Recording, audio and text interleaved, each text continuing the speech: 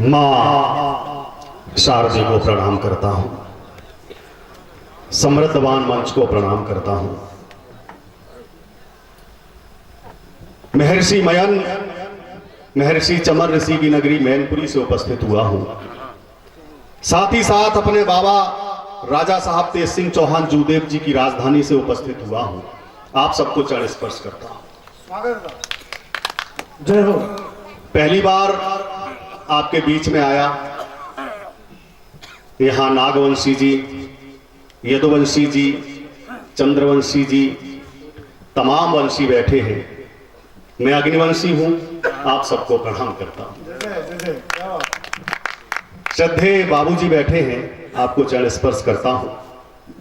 रामनाथ भैया, दीपक भैया, आपने आदेश दिया एक यज्ञ में आहुति डालने के लिए मैं उपस्थित हुआ हूं। यह मेरा परम सौभाग्य है। जिनके निमित्त हम यहां पर आए हैं, चार पंक्तियों से, दीपक भैया चार पंक्तियों से मैं देखना चाहता हूं कितनी देर मंच पर मुझे रहना है। तालियां किसी कवि का आकलन नहीं होती। कौन कवि बड़ा है, कौन छोटा है। लेकिन भूषण भैया, जब नीचे से आपकी तालियां हम लोगों को मिलती हैं तो हमें यह लगता है कि मेरी बात कहीं ना कहीं किसी न किसी रूप में आप तक पहुंच रही है। और मेरी बात आप तक पहुंच रही है। मेरे कदम ना लड़खड़ाए, यहां पर कहीं कदम लड़खड़ा जाते हैं तो आपकी तालियां आ जाती हैं, तो यहां खड़े होकर मुझे पढ़ने में हौसला मिल जाता है। तो मैं अपनी तालियों में, मैं अपनी ऊर्जा में कमी ना आने दूं, मां का आशीर्वाद लेकर पढ़ रहा हूं। और कहीं आपको कमी आती दिखाई दे तो मैं आपसे चाहता हूं कि तालियां बजाकर मेरा हौसला अफजाई करना। एक बार तालियां बजाकर मुझे आदेशित करिएगा, मैं पढ़ता हूं। भैया चार पंक्तियों से दादा स्वागत है। कोई जिक्र नहीं छेड़ूंगा आतंकी आकाओं के।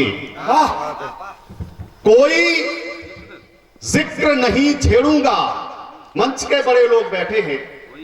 गुरुजी नैसी की उपस्थिति है, आदरणीय नागवंशी दादा और मेरे बहुत प्यारे गीतकार, मेरे बहुत मन के पसंदीदा मेरे मधुर भैया, सांडिल भैया, और ये सभी लोग बैठे हैं जिन्होंने आदेश दिया। बहुत अच्छा संचालन आदरणीय हमारे दीपक भाई कर रहे हैं, रामनाथ भैया। मैं चार पंक्तियां सबकी अगुवाई में पढ़ता हूं। कोई जिक्र नहीं छेड़ूंगा आतंकी आकाओं के, यानी दीप बुझाने वाली बहसी क्रूर हवाओं के। साहब, मैं बहुत दूर से यात्रा करके आया हूं।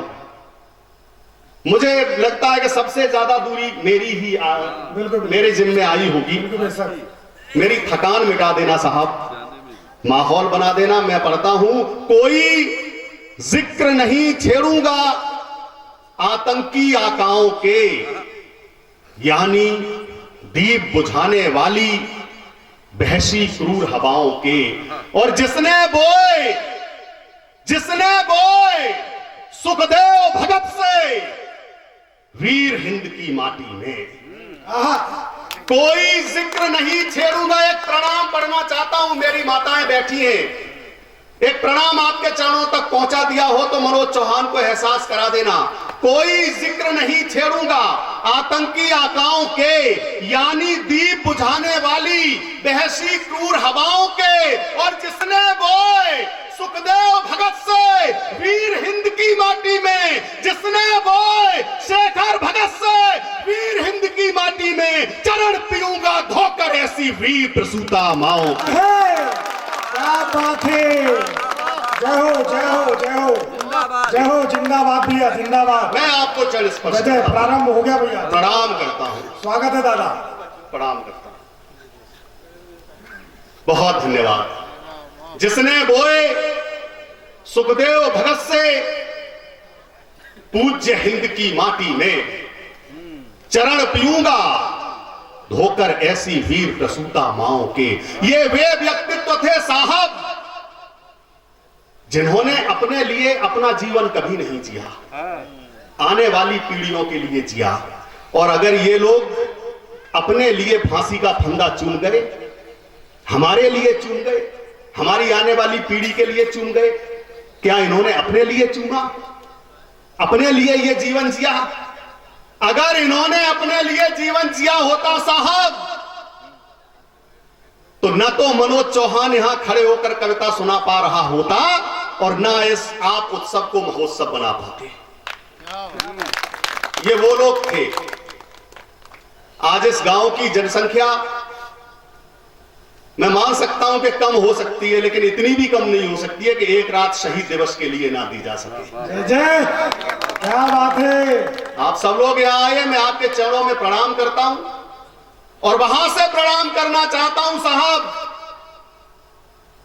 जब बुंदेलखंड से आजादी की पहली क्रांति शुरू हुई तो हमारे बाबा राजा साहब तेज सिंह चौहान जुदेव जी का पहला कंधा था जो महारानी लक्ष्मीबाई के कंधे से कंधा लगाकर आजादी का पहला युद्ध लड़ा और अंग्रेजी हुकूमत को उनका इतना खौफ हुआ कि उन्हें प्रयागराज की जेल में नजर कैद कर दिया गया। वो क्रांति मैनपुरी की आपके बीच में पढ़ना चाहता हूं। स्वागत है दादा। जिसने बोए शेखर भगत से पूज्य हिंद की माटी में चरण पीऊंगा धोकर ऐसी वीर प्रसूता माओ के, कभी लेखनी नहीं लिखेगी चाटकारिता की भाषा। इन ऋषियों के सानिध्य में बैठता हूं तो क्या परिभाषा सीखता हूं, श्रद्धेय बाबूजी पढ़ना चाहता हूं। कभी लेखनी नहीं लिखेगी चाटकारिता की भाषा, अक्षर अक्षर उगलेगा बस देश प्रेम की परिभाषा। कभी लेखनी नहीं लिखेगी, अगली पंक्ति पे आशीर्वाद चाहता हूं, कभी लेखनी नहीं लिखेगी चाटकारिता की भाषा, अक्षर अक्षर उगलेगा बस देश प्रेम की परिभाषा। कलम हमारी दुश्मन को शर्मिंदा करके मानेगी, कलम हमारी भगत सिंह को जिंदा करके मानेगी। भारत माता की, भारत माता की जय हो। कलम हमारी भगत सिंह को दुश्मन को जिंदा करके माने, शर्मिंदा करके मानेगी, कलम हमारी भगत सिंह को जिंदा करके मानेगी। गीत सदा ही गाऊंगा मैं वीरों की परिपाटी के, गीत सदा, दीपक भैया सुनना, गीत सदा ही गाऊंगा मैं वीरों की परिपाटी के, शेरों की अमर शहादत के और भारत की माटी के। कलम हमारी जब लिखेगी बस सैलाब उठाएगी, कविता जब जब बोलेगी तो इंकलाब ले आएगी। जय जय जय जय, कविता जब जब बोलेगी, जय जय जय, क्या बात है भैया, क्या बात है। जय हो, जय हो। कविता जब जब बोलेगी इनकलाब तो इंकलाब ले आएगी।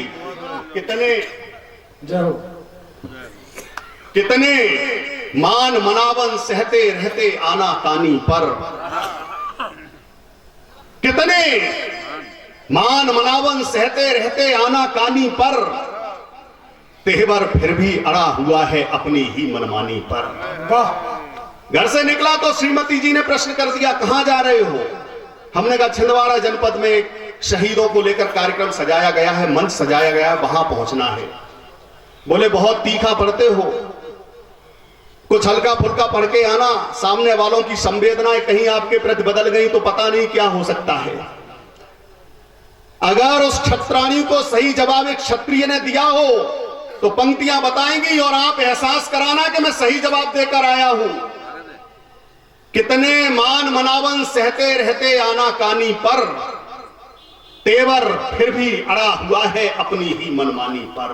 कितने मान मनावन सहते रहते आना कानी पर, तेवर फिर भी अड़ा हुआ है अपनी ही मनमानी पर। और जिसको लिखने गीत लिखे वो गद्दारी करतूतों पर, मेरी कलम सदा चलेगी वीरों की कुर्बानी पर। वाह वाह, मेरी कलम क्या कहने, सदा चलेगी वीरों की कुर्बानी पर, मेरी कलम सदा चलेगी वीरों की कुर्बानी पर। उठी अब तक नहीं है जो किसी दरबान की खातिर। इनके सामने बैठा हूं तो क्या मानता हूं, उठी अब तक नहीं है जो किसी दरबान की खातिर, इबादत में सदा उठती रही ईमान की खातिर। उठी अब तक नहीं है जो किसी दरबान की खातिर, इबादत में सदा उठती रही ईमान की खातिर। मेरे मालिक मेरे दाता मुझे इतना हुनर दे दे, कलम जब भी उठे तो हिंद के सम्मान की, कलम जब भी उठे तो हिंद के सम्मान की खातिर कुछ तो पढ़कर लिखी, कुछ जुबानी लिखी। वाह वाह वाह वाह वाह वाह, कुछ तो पढ़कर लिखी, कुछ जुबानी लिखी, कुछ जुबानी लिखी, जिंदगी हमने बस पानी पानी लिखी। वाह वाह, कुछ तो पढ़कर लिखी, कुछ जुबानी लिखी, जिंदगी हमने बस पानी पानी लिखी, और आप तो प्यार सुनते रहे उम्र भर। मेरी मोहब्बत पढ़ रहा हूं मैं साहब, और मेरी मोहब्बत में आपकी मोहब्बत कहीं ना कहीं मिल जाए तो एहसास कराना। कुछ तो पढ़कर लिखी, कुछ जुबानी लिखी, जिंदगी हमने बस पानी पानी लिखी, और आप तो, अरे आप तो प्यार सुनते रहे उम्र भर, हमने बस सरहदों की कहानी। आप तो प्यार सुनते रहे उम्र भर, आप तो प्यार सुनते रहे उम्र भर, हमने बस सरहदों की कहानी लिखी। हम संगीनों में पले बड़े, दुश्मन से खौफ नहीं खाते। कुछ मुखर होना चाहता हूं और कुछ तीखा होना चाहता हूं, कुछ कड़वा होना चाहता हूं। हम संगीनों में पले बड़े, दुश्मन से खौफ नहीं खाते। गद्दारों देशद्रोहियों से, गद्दारों देशद्रोहियों की गाथाएं कभी नहीं गाते। हम संगीनों में पले बड़े, दुश्मन से खौफ नहीं खाते। गद्दारों देशद्रोहियों की गाथाएं कभी नहीं गाते। हम मां वाणी के भरत पुत्र हैं, हम मां वाणी के भरत पुत्र हैं, महाराणा के अनुगामी। हम मां वाणी के भरत पुत्र हैं, महाराणा के अनुगामी, जो सरहद की रक्षा करते, हम उन वीरों के पथगामी। हम जनगण मन के पोषक हैं, हम जनगण मन के पोषक हैं, हम कलम के एक सिपाही हैं, हम धर्मशास्त्र की परंपरा के अरे आजीवन अनुयायी हैं। भयभीत नहीं होते रंजक, हम तूफानों से लड़ते हैं, हमसे बर्फीली चट्टाने नदियां पठार तक डरते हैं। वाह वाह, हमसे क्या कहने भाई, जिंदाबाद। हमसे बर्फीली चट्टाने नदियां पठार तक डरते हैं। बदनाम कर दिया साम्यवाद भारत के कुछ गद्दारों ने। वाह, परिवर्तन शुरू हुआ, श्रद्धेय कहां से शुरू हुआ? श्रद्धेय साहू जी, परिवर्तन हिंदुस्तान में कहां से शुरू हुआ? बदनाम कर दिया साम्यवाद भारत के कुछ गद्दारों ने। माहौल प्रदूषित कर डाला अपने घर के मक्कारों ने। सच्चाई पढ़ रहा हूं तो एहसास कराना साहब। परिवर्तन शुरू हुआ, दिल्ली के एक संवेदनशील यूनिवर्सिटी से भारत माता मुर्दाबाद के नारे लगाए गए। एक नारा लगा, अफजल हम शर्मिंदा हैं, तेरे कातिल जिंदा हैं। एक नारा लगा, भारत की बर्बादी तक जंग रहेगी जारी। और एक नारा लगा, तुम कितने अफजल मारोगे, हर घर से अफजल निकलेगा। आपके भाई ने जवाब दिया, तुम कितने अफजल मारोगे, हर घर से अफजल निकलेगा। हमने कहा, उस घर में घुसकर मारेंगे जिस घर से अफजल निकलेगा। क्या कहने, घर में घुसकर मारेंगे। क्या बात है, क्या बात है भैया, बताइए भैया, भैया क्या बात है, जिंदाबाद। परिवर्तन आपने दृश्य देखा, वो टीवी पर देखा होगा, कानपुर दूर पड़ता है लेकिन टीवी पर देखा होगा। एक सभा निकल रही थी, कुछ उपद्रवियों ने उन पर पथराव किया। क्या बोलने की, भौंकने की आजादी सिर्फ इनको ही दे दी गई है? आपकी सभा निकले तो हम पुष्प वर्षा करें, और हमारी सभाएं निकले तो आप पत्थर बरसाओगे। शाहीन बाग का दृश्य, 100 रुपए में बैठे हुए थे साहब। एक प्रश्न छोड़ना चाहता हूं उन नौजवान पीढ़ियों के बीच जो अपनी लय से भटकने का प्रयास कर जाते हैं। हिंद देश के निवासी सभी जन, सभी साथी, भारती के सीने पे लकीर खींच दोगे क्या? वाह वाह, जय जय। हिंद देश के निवासी सभी जन, सभी साथी, भारती के सीने पे लकीर खींच दोगे क्या? सभी शुभ कर्म करे, कोई ना कुकर्म करे, ये सभी है नीति बाकी, यूं खुरेच दोगे क्या? सभी शुभ कर्म करे, कोई ना कुकर्म करे, ये सभी है नीति बाकी, यूं खुरेच दोगे क्या? पानी का बबूला यार 4 दिन जिंदगानी, पानी का बबूला यार 4 दिन जिंदगानी, तुम एक दूसरे को दाव पेच दोगे क्या? 4 पैसे पाने हेतु, जिंदगी सजाने हेतु, स्वार्थ आड़े आ गया तो मां को बेच दोगे क्या? बाबा 4 पैसे पाने, क्या कहने भैया, 4 पैसे पाने हेतु, 4 पैसे पाने हेतु, जिंदगी सजाने हेतु, स्वार्थ आड़े आ गया तो मां को बेच दोगे क्या? जिन्हें नहीं प्राणों से भी प्यारी मेरी मातृभूमि कहता हूं उनसे ये देश छोड़ जाए। जिन्हें नहीं प्राणों से भी प्यारी मेरी मातृभूमि कहता हूं उनसे ये देश छोड़ जाइए। चंदन अबीर माटी पावन है, नीर जाको नीतिमान देश में अनीत ना चलाइए। चंदन अबीर माटी पावन है, नीर जाको नीतिमान देश में अनीत ना चलाइए। अन्न जाको खाए के मुचदंड बने बैठे तुम, छुरा घोंपते हो इससे नेक तो लजाइए। और इसी माता भारती पर फेंकते हो व्यंग बाण, चुल्लू भर पानी में डूब मर जाए। इसी माता भारती पर, इसी माता भारती पर फेंकते हो व्यंग बाण, चुल्लू भर पानी में डूब मर जाइए। एक परिवर्तन और देखने को मिला। एक बार सारा सदन ताली बजाए। और ये कठोतिया कवि सम्मेलन को आपने परिभाषित कर दिया भैया आज। मेरा सौभाग्य है, मेरा सौभाग्य है कि मैं आप जैसे देशभक्तों के बीच में कविता पढ़ रहा हूं। एक परिवर्तन और देखा होगा, हाल ही की बात है, पिछली साल की। एक 52 साल का बच्चा संसद भवन में खड़े होकर यह बात कह रहा था, हिंदू आतंकवादी है।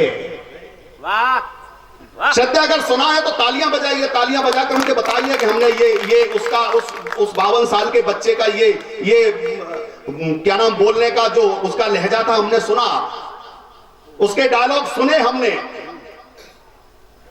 हिंदू का मतलब सिर्फ और सिर्फ हिंसा, ये उसने कहा। हिंदू का मतलब सिर्फ और सिर्फ हिंसा, हिंदू का मतलब अत्याचार, हिंदू का मतलब आतंक। और विडंबना तो यह है श्रद्धे कि उसके पीछे बैठने वाले लोग भी हिंदू थे जो तालियां बजाकर उसका समर्थन कर रहे थे। एक बात और हुई थी साहब, महाभारत का दृश्य याद कर सकते हैं। धर्मराज की सभा में एक नालायक भगवान श्री कृष्ण को धमकी दे रहा था और तरह तरह के प्रश्न कर रहा था, गालियां दे रहा था। मुझे याद आया, मैंने 4 पंक्तियां कही कि दृश्य वही है, आज ये भटक गया है, कल वो भटका था। उपाय मैंने बताया, उपाय आप तक पहुंचे और सही उपाय हो तो फिर मुझे एहसास कराना। प्रभु, विषधर के फैले फन पे नर्तन की जरूरत है। प्रभु, विषधर के फैले फन पे नर्तन की जरूरत है। यहां हर कालिया के मान मर्दन की जरूरत है। यहां हर कालिया के मान मर्दन की जरूरत है। बहुत पैदा हुए शिशुपाल, हरदम लांघते सीमा। बहुत पैदा हुए शिशुपाल, हरदम लांघते सीमा। कन्हैया लग रहा तेरे सुदर्शन की जरूरत है। क्या बात है, जिंदाबाद मनोज भैया। बहुत पैदा हुए शिशुपाल, हरदम लांघते सीमा। कन्हैया लग रहा तेरे सुदर्शन की जरूरत है। बदनाम कर दिया साम्यवाद भारत के कुछ गद्दारों ने, माहौल प्रदूषित कर डाला। अरे अपने घर के मक्कारों ने ना वंदे मातरम गाएंगे, बस पाकी परचम फहराएंगे और तिरंगा अपमानित कर घावों पर नमक लगाएंगे। बेसुने हमारी बात, मुल्क पर आंच नहीं आने देंगे। गोरी, कासिम, चंगेजों को वापस ना जाने देंगे। अस्तित्व मिटाने दुश्मन का संकल्प हृदय में पालेंगे। जो नजर उठाएगा उसके टुकड़े टुकड़े कर डालेंगे। खंडित करने को अहंकार नरसिंह कलम बन जाएगी। ये अरमुंडों पर उछल उछल कर वंदे मातरम गाएगी। भारत माता की वंदे वंदे। ये अरमुंडों पर उछल उछल कर वंदे मातरम गाएगी। और क्यों ना गाए वंदे मातरम? पुलवामा का हमला हो गया साहब, हमारे 44 निर्दोष नौजवान पुलवामा के हमला में शहीद हो गए साहब। उनको लड़ने का अगर एक मौका दिया जाता तो मेरा मानना है एक नौजवान 44 हजार दुश्मनों को मारने का दम रखता था। लेकिन वे अपने प्रियतमों की याद में सोते हुए जा रहे थे। एक विस्फोट हुआ और पूरी बस एक मलबे के ढेर में तब्दील हो गई। सुनना गुड़िया सुनना, मैंने वो दृश्य देखा है, मैंने जिया उस दृश्य को, अपनी इन खुली आंखों से वो दृश्य देखा। एक मलबा का ढेर 44 नौजवानों का शव वो मलबे के ढेर में तब्दील हो गया। सोचने की बात यह है कि वो 350 किलो RDX आखिरकार पाकिस्तान की सीमा से हिंदुस्तान की सीमा में कैसे आई। कोई ना कोई दोगला भाई हमारा उस कृत्य में जरूर शामिल था। पुलवामा का हमला हो गया, हमारे 44 जवान शहीद हो गए। हमारी जनपद मैनपुरी में एक कस्बा बरनाहल पड़ता है, उस बरनाहल जनपद में राम वकील जी शहीद हुए, CRPF में नौकरी करते थे। जब सीमा में गए थे 6 फीट के थे। जब उनका पार्थिव शरीर आया, मुझे उनका पार्थिव शरीर देखने का सौभाग्य प्राप्त हुआ। उत्सुकता बस गया, पूरा बरनाहल सड़कें जाम हो गई साहब। तिरंगा आया, तिरंगे में लिपटी हुई पेटी आई, रखी गई। लोग सोचने लगे कि राम वकील जी जब गए थे सीमा में तो 6 फीट के थे, अब आए हैं शहादत देकर, इस देश पर शहादत देकर जब लौटे हैं तो कैसे दिख रहे होंगे। भीड़ ने उस पेटी को घेर लिया साहब, मैं भी उसमें था। मैं आंखों देखा दृश्य बता रहा हूं, झूठ नहीं बोल रहा साहब। आसमान का दृश्य, मधुर भैया, आसमान का दृश्य मानो लाल रक्त में सना हुआ खून के आंसू बहा रहा हो, खून के आंसू गिरा रहा हो। राम वकील जी का पार्थिव शरीर देखने के लिए सब लालायत। सोचना साहब, हमारे गांव से एक बच्चा जाता है, लोग कहते हैं उसकी शादी के लिए कि बच्चे को देख लो, तो लोग कहते हैं जिसको सरकार ने पसंद कर लिया उसको हम क्या पसंद करें। जिसको देश ने पसंद कर लिया उसको हम क्या पसंद करें, हमें लड़का पसंद है। आज वही राम वकील जी 6 फीट के गए थे और जब लौटे तिरंगा हटाया गया साहब, पेटी खोली गई। दृश्य देखकर अचंभित रह गया। 6 फीट के राम वकील 150-200 ग्राम मांस के लोथड़े में नजर आए। इन लोगों ने शहादत दी है। लोग कहते हैं देवता कहां हैं, भगवान कहां है, देवताओं की पूजा कहां है। हम ये कहते हैं ये वही देवता है जो सरहद पर खड़े होकर हम सबकी रक्षा करते हैं। जिंदाबाद जिंदाबाद, ये ईश्वर है हमारे। 4 पंक्तियों ने जन्म लिया, पंक्तियां पढ़ना चाहता हूं। स्वागत है भाई। कैसे लिखूं भारती की आरती में शोक गीत, मीत मेरी जीत हार को विसार दीजिए। कैसे लिखूं भारती की आरती में शोक गीत, मीत मेरी जीत हार को विसार दीजिए। शत्रुओं की क्रूर दृष्टि की बयार और भ्रष्ट, चाहता है देश क्रूर सा संहार कीजिए। शांत भावना है, शांत भावना है गांधी नीतियां पुनीत ढोंग, छोड़ वार्ता के सार को प्रहार कीजिए। देश की यही है मांग, छोड़ शांति वाला स्वांग, आता ताइयों को आप गोली मार दीजिए। आता ताइयों को आप गोली मार दीजिए। क्या बात है। और ये काम हुआ साहब, ये काम हुआ। हमारे यशस्वी प्रधानमंत्री जी ने आदेश दिया सेना को, जब तक 13 दिन पूरे हो हमें हमारे सैनिकों की शहादत का बदला चाहिए। हमारी सेना ने सर्जिकल एयर स्ट्राइक किया, दुश्मन मुल्क के तमाम सैनिक मार गिराए, हमारे सैनिकों की शहादत का बदला लिया। हमारे ही बीच से एक नेताजी खड़े होकर कहने लगे, मोदी जी सेना ने कितने जवान गिराए, पड़ोसी मुल्क में कितने जवान मारे सेना ने। मोदी जी तुम्हारी सेना उस शौर्य का सबूत दे, सर्जिकल एयर स्ट्राइक का सबूत दे।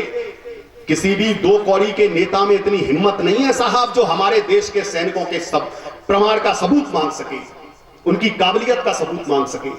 मैंने जवाब दिया, भारती के लाल यही सोचते हैं बार बार, फर्ज कोई भारत महान से बड़ा नहीं।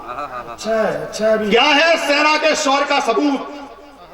भारती के लाल यही सोचते हैं बार बार, फर्ज कोई भारत महान से बड़ा नहीं। केसरिया ध्वज को अरे उठा के सोचते हैं वीर, मान कोई देश के गुमान से बड़ा नहीं। रोटी राजनीति वाली सेकना ये बंद करो। नेता अभिनेता हिंदुस्तान से बड़ा नहीं और सैनिकों के शौर्य का सबूत मांगते हो, सुनो, सबूत कोई देश के जवान से बड़ा नहीं। सबूत कोई देश के जवान से बड़ा नहीं। एक शहीद जब हिंदुस्तान से विदा होता है, ये नौजवान पीढ़ी जो है ना, इस पर आरोप बहुत लगते हैं। मैं भी 44 वर्ष का हो गया, अब भी उठता हूं तो पिताजी की गालियां सुन के ही उठता हूं। आरोप बहुत लगते हैं, लेकिन साहब यही जब नौजवान पीढ़ी तिरंगे में लपेटकर हमारे देश पर, नौजवान पीढ़ी ये हमारे देश पर न्यौछावर होकर जब उसी गांव में आती है, तो सबसे पहले गालियां देने वाले पिता का ही सीना चौड़ा हो जाता है साहब। और वो कहता है एक बेटा है, दूसरा होता तो उसे भी सेना में भेज देता। जब इस देश से शहीद विदा होता है, बेटा जयपुर का खत्म हो, सीमा पर शहादत देकर लौटे, तो आंखें छिंदवाड़ा की नम हो जाती हैं। बेटा छिंदवाड़ा का अगर शहादत देता है तो आंखें मैनपुरी की नम हो जाती हैं, और बेटा अगर मैनपुरी का शहादत देता है तो नागपुर रोने लगता है, बेटा नागपुर का शहादत देता है तो दिल्ली रोने लगती है। ये बेटा, ये शहीद, ये सैनिक किसी एक घर का नहीं होता साहब। जय जय, अच्छी बात है भैया। ये तीनों बच्चे एक घर के नहीं थे, जो 17, 23 और छोटी सी उम्र में फांसी का फंदा चूमकर हमारे बीच से चले गए। धरा हो खून से लथपथ तुम्हारा नाम लेती है। नई पंक्तियां पढ़ रहा हूं मगर। धरा हो खून से लथपथ तुम्हारा नाम लेती है, नजर आंखों के मोती को पलक पर थाम लेती है। एक शहीद जब विदा होता है देश से तो देवता कैसे स्वागत करते हैं। धरा हो खून से लथपथ तुम्हारा नाम लेती है, नजर आंखों के मोती को पलक पर थाम लेती है। और देवता फूल बरसाते, फरिश्ता है कोई गुजरा। देवता फूल बरसाते, फरिश्ता है कोई गुजरा। अंधेरी रात वीरों से क्षमा का काम लेती है। अंधेरी रात वीरों से क्षमा का काम लेती है। अंधेरी रात वीरों से क्षमा का काम लेती है। पूरी रात आक्रोश पढ़ सकता हूं साहब, लेकिन मां ने एक अच्छी कविता लिखवा दी है जो इसी विशेष अवसर के लिए है। मैं वो कविता पढ़ना चाहता हूं। शहीद शिरोमणि पंडित चंद्रशेखर आजाद मात्र 15 वर्ष के थे। श्रद्धेय बाबूजी, मेरा यहां आना और कविता पढ़ना सार्थक हो गया। मैं आपके चरणों में प्रणाम करता हूं। पंडित चंद्रशेखर आजाद मात्र 15 वर्ष, भूमिका सिर्फ कुछ सेकंड की आपके बीच में रखता हूं। 15 वर्ष की बालक की कविता आपके बीच में पढ़कर जाना चाहता हूं। इतनी दूर से आया हूं तो कुछ अच्छा आपको देके जाऊं और कुछ अच्छा लेकर यहां से और मैनपुरी पहुंचूं, तो वो कसक कई दिनों तक मेरे यहां पर गूंजती रहे कि मैं इस गांव में कविता पढ़ के आया हूं, छिंदवाड़ा जनपद में कविता पढ़ के लौटा हूं। 15 वर्ष की अवस्था पंडित चंद्रशेखर आजाद की। गुनाह उनका सिर्फ ये था कि उन्होंने न्यायालय को अपना नाम आजाद और निवास स्थान जेल खाना बता दिया था। न्यायालय ने उनको 17 कोड़ों की सजा सुनाई, और सजा कब सुनाई साहब कि उनका नंगा बदन, और नंगे बदन पर उस 15 वर्ष के बालक के उस नंगे शरीर पर, नंगे बदन पर कोड़े बरसाए जाएं, यह सजा सुनाई।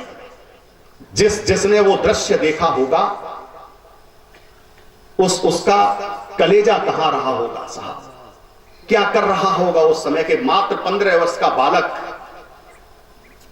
उसका नंगा बदन है, कोड़े बरसाए जा रहे हैं। मां ने उसको लेकर बहुत सपने सजाए थे। उसने कहा, मां मैं तो आजादी के युद्ध में जाऊंगा। मां ने कहा, तेरी अवस्था मात्र 15 वर्ष की है, मैंने तुझे लेकर बहुत सपने सजाए हैं, तेरी शादी करनी है, तेरा विवाह करना है। लेकिन पंडित चंद्रशेखर आजाद, उन्होंने कहा, नहीं मां, मैं भारत मां के लिए पैदा हुआ हूं, भारत मां के लिए ही जीऊंगा, उसी के लिए मरूंगा। सिर पर कफन बांधकर पंडित चंद्रशेखर आजाद 15 वर्ष की अवस्था में आजादी की जंग में कूद गए। यही मध्य प्रदेश झाबुआ क्षेत्र, यहां से निकलकर हमारे उत्तर प्रदेश में बाल लीलाएं की, और वो क्षेत्र झांसी का, जहां पर उन्होंने क्रीड़ाएं की, काकोरी कांड किया। ये सब तमाम इन लोगों ने क्या क्या नहीं किया। मैं कविता पढ़ना चाहता हूं, पंडित चंद्रशेखर आजाद जी को आपके बीच में पढ़ना चाहता हूं, लाना चाहता हूं इस मंच पर पंडित चंद्रशेखर आजाद जी को। 2 नामों का मैंने जिक्र किया है कविता में। अगर आपको श्रद्धा हो जाए उन नामों के प्रति तो तालियां बजा देना। मैं इशारे करूंगा, और इशारे अगर आप तक पहुंचते हैं और सच्चाई बयां करते हैं तो मुझे मालूम पड़ना चाहिए कि मैं देशभक्तों के बीच में पंडित चंद्रशेखर आजाद को पढ़ रहा हूं। मैं उस समय की सच्चाई आपके बीच में पढ़ना चाहता हूं। अगर सच्चाई आपको अच्छी लगे तो फिर एहसास कराते जाना, हिम्मत बढ़ाते जाना। मैं पंक्तियां निवेदन कर, स्वागत है। आजादी की चौखट पर जलते दीपक का राग सुने, आजादी की चौखट पर जलते दीपक का राग सुने, जो बुझी नहीं है जलकर के भी कैसी थी वो आग सुने। आजादी की चौखट पर जलते दीपक का राग सुने, जो बुझी नहीं है जलकर के भी कैसी थी वो आग सुने। माँ माँ अरे माँ, माँ जगरानी ने जो जाया, माँ जगरानी ने जो जाया, उस पर कुदरत बलिहारी थी। श्री सीताराम तिवारी के घर जन्मी एक चिंगारी थी। पंडित जी के नाम पर तालियां कम हैं, मैं पुनः पढ़ने की कोशिश करता हूं। आजादी की चौखट पर जलते दीपक का राग सुने, जो बुझी नहीं है जलकर के भी कैसी थी वो आग सुने। माँ माँ अरे माँ जगरानी ने जो जाया, उस पर कुदरत बलिहारी थी। श्री सीताराम तिवारी के घर जन्मी एक चिंगारी थी। वो चिंगारी जब आग बनी आजादी के सम्रांगण में, वो चिंगारी जब आग बनी, अरे आजादी के सम्रांगण में जो धधक उठी थी 15 वर्ष की आयु लिए बालकपन में, कफन बांधकर अपने सिर पर, कफन बांधकर अपने सिर पर निकला जब वो सेनानी, आजादी की खातिर जिसका रोम रोम था बलिदानी। अल्पायु में अरे अल्पायु में क्रांति की जिसने ज्वाला धधकाई, अंग्रेजों की सत्ता जिसके पैसा थर थर थर्राई, 17 कोड़े खाए पीठ पर फिर भी तनिक न रोया, जिसकी राष्ट्रभक्ति को लख अंग्रेजों ने आपा खोया, चट्टानों से टकराने को तत्पर थी जिसकी छाती, मानो दिव्य दिवाकर को छूकर मानेगा संपाति। क्या बात है, क्या उपमा दी है भाई, जिंदाबाद, बधाइयो। मानो दिव्य दिवाकर को शुक्र मानेगा संपाति। प्रणाम करता हूं साहब। क्या बात है, क्या बात है, क्या बात है भाई, वाह। जिंदाबाद। लखौतिया के आप सब सुधी श्रोताओं के चरणों में प्रणाम करता हूं। चट्टानों से टकराने को तत्पर थी जिसकी छाती, मानो दिव्य दिवाकर को छूकर मानेगा संपाति। जिसकी आंखें आजादी का सपना देखा करती थी, अरे मां के लिए समर्पित जीवन अपना देखा करती थी। इंकलाब के स्वर जाकर जब हिंदगिर से टकराते थे, जय हिंद स्वरों से अंग्रेजों के कंगूरे ढह जाते थे, वह सिंह भारती का बेटा आजादी का परवाना था। भारत आजाद कराने का प्रण अपने मन में था। भारत आजाद कराने का प्रण अपने मन में ठाना था। इतिहासों के पन्नों पर जिसका बलिदान दमकता है, इतिहासों के पन्नों पर जिसका बलिदान दमकता है, वह सिंह भारती का बेटा सोने की तरह चमकता है। अक्षर अक्षर है शब्दकोश जिसकी उस अमर कहानी का, दिखता न कोई देशभक्त, अरे दूजा कोई उसकी शानी का। बेखौफ बड़ा करता था जो हरदम बलिदानी राहों में, भारत माता की पीर सुनाई देती जिसकी आहों में। ये राष्ट्र अरे ये राष्ट्र कभी ना भूलेगा उस शेखर से बलिदानी को, भारत माता के नयनों से बहते गंगा के। बात है भाई, जिंदाबाद। ये भारत कभी नहीं भूलेगा, ये राष्ट्र कभी ना भूलेगा उस शेखर से बलिदानी को, भारत माता के नयनों से बहते गंगा के पानी को। कुछ सत्ता पाने के लोभी सत्ता के मद में चूर रहे। कविता उस मुद्दे पर पहुंच गई है साहब, उस मोड़ पर पहुंच गई है जहां पर कुछ तत्कालीन राजनीति के बड़े लोगों के काले चिट्ठे खुलने शुरू होंगे। कुछ सत्ता पाने के लोभी सत्ता के मद में चूर रहे, जो मिटे भैया सुन ले, तुम्हारी उम्र के नहीं थे पंडित चंद्रशेखर आजाद, तब गोली अपने सीने पर खाकर शहीद हो गए थे भारत माता के लिए। ये हमारे देश की पीढ़ी है जो सुनना नहीं चाहती अपने बुजुर्ग को। स्वागत भैया, आज उन्हें कुरान की आयतें याद हो जाती हैं, लेकिन हमारे बच्चों को हनुमान चालीसा याद नहीं होता। आज उन्हें अपने सभी उनके कुरानों के जितने भी हैं सब याद होगा, लेकिन हमारे बच्चों को हमारे मुख्य देवताओं के नाम तक याद नहीं होंगे। क्यों? क्योंकि हम खुद नहीं चाहते। खैर, कुछ सत्ता पाने के लोभी सत्ता के मद में चूर रहे, जो मिटे देश पर कुछ नेता, ऐसे लोगों से दूर रहे। पंडित चंद्रशेखर आजाद प्रयागराज गए इन 3 बच्चों की फांसी को रुकवाने के लिए। मैं खोलना चाहता हूं कुछ काले चिट्ठे। आप सब वे लोग हैं जिन्होंने इतिहास को जिया है कहीं ना कहीं। अगर आपका भाई, आपका बच्चा सही बात आपके बीच में कह रहा है तो समर्थन करना, मैं कुछ आगे अच्छा लिखने का प्रयास करूं। एक अमुक व्यक्ति से मिलने पंडित चंद्रशेखर आजाद प्रयागराज गए और उनसे कहा कि श्रद्धेय, जिन्होंने सजा सुनाई है वे आपके मित्र हैं। आप अगर कहेंगे तो उन 3 बच्चों की फांसी माफ हो सकती है, हो सकता है कुछ छोटी मोटी सजा दे दी जाए। ये 17, 21, 23 साल की अवस्थाएं हैं, ये फांसी पर चढ़ने की नहीं है। सुखदेव, भगत सिंह, राजगुरु, ये वे बच्चे हैं जिन्होंने भारत माता के लिए काम किए हैं। अगर आप चाहेंगे तो उनसे बोलेंगे तो हो सकता है कुछ छोटी मोटी सजा दे दी जाए, फांसी नहीं होगी। बच्चों की लंबी उम्र जीनी है। पंडित चंद्रशेखर आजाद से कहा गया, चंद्रशेखर तुम अल्फ्रेड पार्क में हमारा इंतजार करो, मैं कुछ व्यवस्था कर रहा हूं।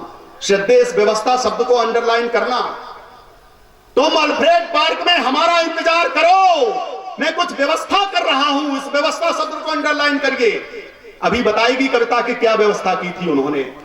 और साहब, ये अंग्रेज जब हिंदुस्तान छोड़ के गए तो सबके काले चिट्ठे अपनी जीवनी में, अपनी डायरी में लिखकर गए। ये अपने बाप तक के सगे नहीं हुए तो हमारे क्या हो जाएंगे। क्या बात है, क्या बात है।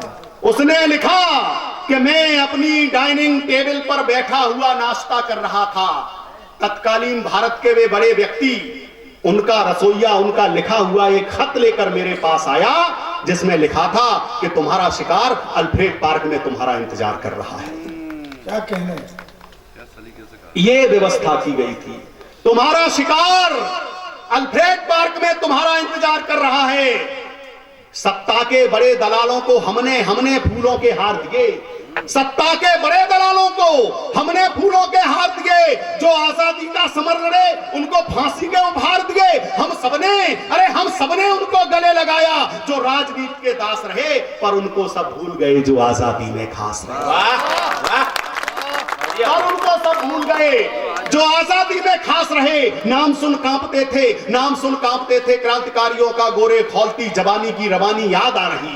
मंगल भगत, सुखदेव और राजगुरु आजादी में दे गए कुर्बानी याद आ रही। अरे माता भारती की मांग, रक्त से सजाने वाले आज उन वीरों की कहानी याद आ रही। और देश में शिखंडी बने नेताओं को देख देख नेताजी सुभाष की जवानी याद। वाह भैया वाह, जिंदाबाद। नेताजी सुभाष की जवानी याद आ रही। कुछ सत्ता पाने के लोभी सत्ता के मद में चूर रहे। कुछ सत्ता पाने के लोभी, अरे सत्ता के मद में चूर रहे। जो मिटे देश पर कुछ नेता, अरे ऐसे लोगों से दूर रहे। सिंहासन सिंहासन सिंहासन पाने की खातिर जिसने की मां से गद्दारी। भारत आजाद हुआ तो वे बन बैठे ऊंचे अधिकारी। भारत आजाद हुआ तो वे बन बैठे ऊंचे अधिकारी। कोई राष्ट्र का पिता बन गया, कोई राष्ट्र का चाचा बन गया। पर उनको क्या मिला? उनको क्या मिला? जो हंसते हंसते फांसी के फंदा चूमकर चले गए। भारत आजाद हुआ तो वे बन बैठे ऊंचे अधिकारी। अरे अपने कांधों पर ढोया है हमने ही अपने पापों को, हमने ही दूध पिलाया है इन आस्तीन के सांपों को। हम सबकी आंखों पर अब तक वो काला चश्मा चढ़ा हुआ, सच्चाई बोल नहीं सकते, मुंह पर है ताला पड़ा हुआ। अपनों ने अपनों की ही छाती में भाले घोंप दिए। लाक्षागृह में आग लगाकर वीर बांकुरे झोंक। लाक्षागृह में आग लगाकर वीर बांकुरे झोंक दिए। जिस तरह कौरवों के दल में शकुनी के पासे चले गए। हमारा शेर अभी भी चंद्रशेखर आजाद अभी भी अल्फ्रेड पार्क में अकेला बैठा है। व्यवस्था की गई है साहब, अकेला बैठा है अल्फ्रेड पार्क में। और सुनना साहब, एक तरफ कौरव एक तरफ पांडव, बीच में शकुनी अपने पासे फेंक रहा है।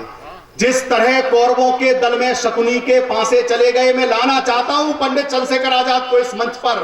और आपको लगे पंडित इस मंच पर आ गए हैं तो एहसास कराना साहब, जिस तरह कौरवों के दल में शकुनी के पासे चले गए, बस उसी तरह की चालों के अरे हाथों से शेखर चले गए। आजाद एक, गोरे अनेक, फिर रूप सिंह सा धार लिया। आजाद एक, गोरे अनेक, फिर रूप सिंह सा धार लिया। पिस्तौल निकाली और पहली गोली से गोरा मार दिया। चारों तरफ से घेर लिया पंडित चंद्रशेखर आजाद को गोरों की सेना ने।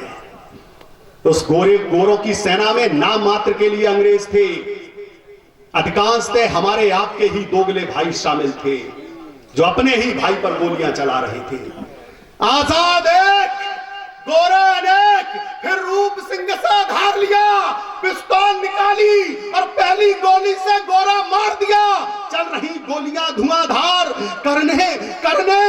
करने शेखर को अंगीकार। उस शत्रु दल के दावानल से हर एक प्रयास की हुई हार। साहस असीम, साधन सीमित, आखिर वो दौर चला आया जब खाली जेब में शेखर ने एक अंतिम गोली को पाया।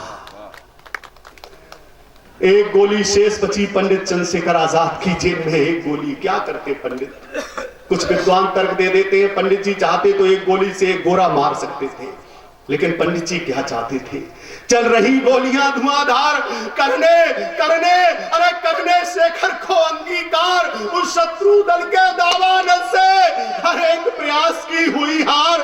साहस असीम, साधन सीमित, आखिर वो दौर चला आया जब खाली जेब में शेखर ने एक अंतिम गोली को पाया।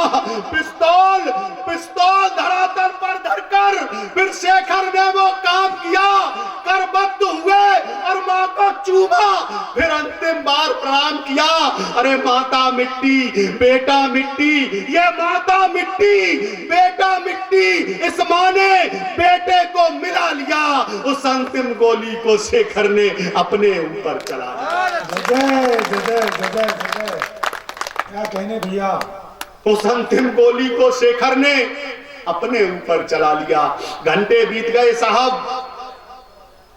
घंटे बीत गए। अंग्रेजों की सेना का कोई व्यक्ति पंडित चंद्रशेखर के आजाद पास नहीं पहुंच सका।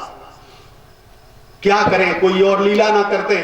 जब घंटों बाद कोई हिम्मत करके पहुंचा तो वहां का दृश्य देखकर अचंभित रह गया। एक हाथ में मुट्ठी बंधी हुई थी जिसमें उनकी पिस्टल बमतुल बुखारा, उन्होंने बड़े प्यार से उसका नाम दिया था बमतुल बुखारा। एक हाथ में उनका बमतुल बुखारा और एक मुट्ठी बंधी हुई। लोग सोचने लगे इसमें पिस्टल है, पर इसमें क्या है? जब उस मुट्ठी को खोला गया तो उसी अल्फ्रेड पार्क की मिट्टी थी जो उन्होंने अपने मस्तक पर लगाई और मुट्ठी में भरकर हमेशा के लिए इस भारत मां पर शहीद होकर अपने प्राण इस भारत मां की गोदी में समर्पित करके वो शहीद शिरोमणि हमेशा के लिए भारत माता की गोदी में सो गया। माता मिट्टी, अरे बेटा मिट्टी, माने बेटे को मिला लिया। उस अंतिम गोली को शेखर ने अपने ऊपर चला लिया। आजादी के हवन कुंड में आहुति दे दी प्राणों की। आजादी के हवन कुंड में आहुति दे दी प्राणों की। अर्जुन जैसा वीर की चिंता जिसे नहीं थी बाणों की, अपने सिर पर आजादी का लेकर के उन्माद गया। पराधीन भारत से शेखर गया किंतु आजाद गया। पराधीन भारत से शेखर गया किंतु आजाद गया। किसी ने कहा है कि आजादी के अफसाने हम सबको याद नहीं होते, अगर आजाद नहीं होते तो हम तुम आजाद नहीं। अंतिम पंक्तियां पढ़ता हूं, तिलक करता हूं पंडित चंद्रशेखर आजाद के मस्तक पर। बहुत बढ़िया भैया, जिंदाबाद। उस दहकते दिनकर को वंदन करता हूं, खौलते हुए सागर को वंदन करता हूं। अल्फ्रेड पार्क का कणकर जिसके यश वैभव का गुणगान करे, उस लोहू के जलधर को वंदन करता हूं।